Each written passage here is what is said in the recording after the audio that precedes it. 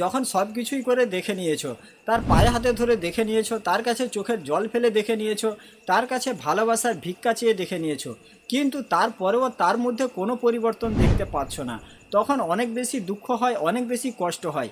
হয়তো তুমি এটা মনে করছো যে সে আর কখনো আমার জীবনে ফিরে আসবে না, সে আর কখনো আমার সঙ্গে ভালো করে কথা বলবে না। তো আজকের ভিডিওতে যে টিপস দেবো এটা সবাই জানো, কিন্তু এটা কতটা যে পাওয়ারফুল এটা তোমরা বিশ্বাস করতে পারো না।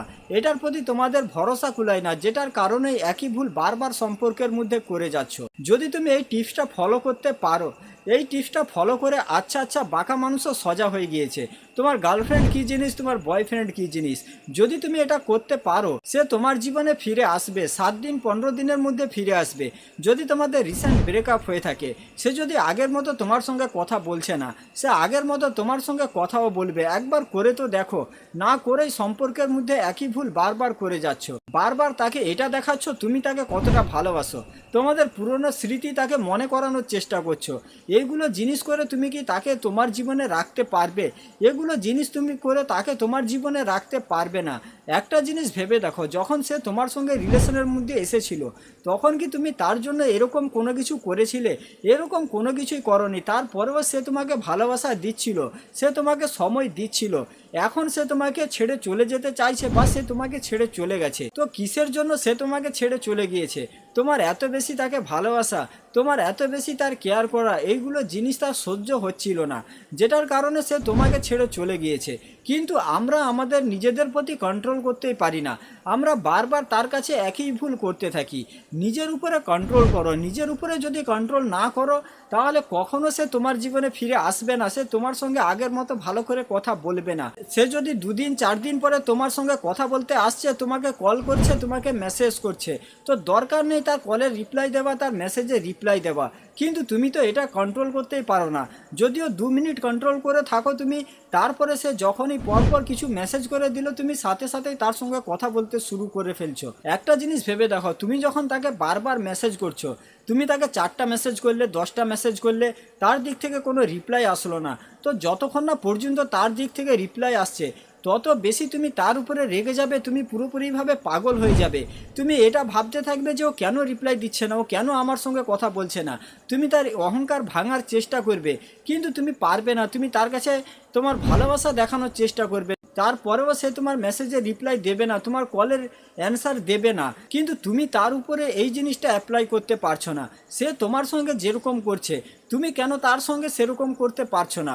সে তোমার মেসেজে রিপ্লাই দিচ্ছে না, কলের রিপ্লাই দিচ্ছে না, তুমিও তার কলের রিপ্লাই দেবে না, তার মেসেজে রিপ্লাই দেবে না, পুরোপুরিভাবে সাইলেন্ট হয়ে যাও।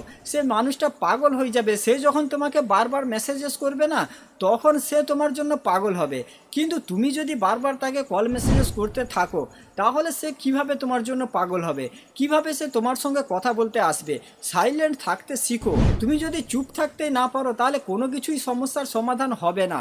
তুমি তাকে এটা দেখাও যে তুমি তাকে ছেড়ে দিতে চাইছিলে, তুমি তার সঙ্গে কথা বলতে চাও না, তোমার তার সঙ্গে কথা বলার কোনো ইচ্ছা নেই, তুমি এখন অন্য কারোর সঙ্গে কথা বলছো, তুমি এখন তোমার জীবনে ব্যস্ত আছো।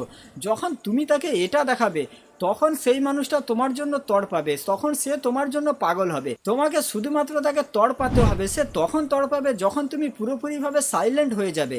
যখনই তুমি সাইলেন্ট হয়ে যাবে তখন তার মনের ভিতরে তোমাকে নিয়ে বিভিন্ন রকমের প্রশ্ন আসবে যে কি হলো, ও আমার সঙ্গে কথা বলতে আসছে না, আমাকে কল করছে না, আমাকে মেসেজেস করছে না, ও অন্য কারোর সঙ্গে রিলেশন বানিয়ে ফেলছে নাকি, অন্য কারোর সঙ্গে কথা বলছে নাকি।